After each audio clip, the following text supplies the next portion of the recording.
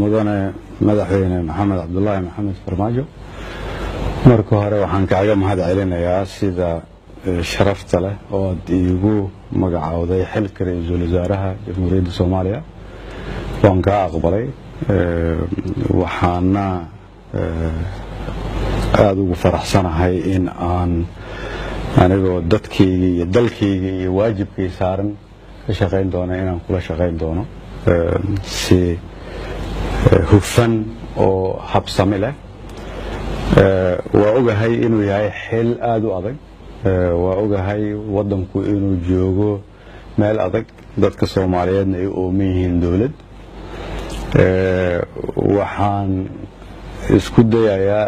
sida ugu dhaqsaha badan marka golaha shacabka baarlamaanka Soomaaliyeed oo ansixiyo soo jeedista madaxweynaha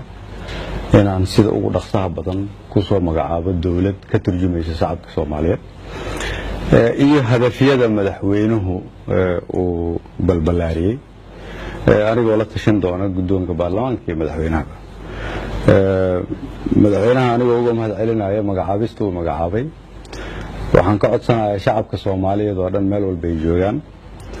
inay nagu siiyaan gacan sidii aan waajibkaan u gudan lahayn annagoo isku dayi doona inaan sida cadaaladdu ugu habboon tahay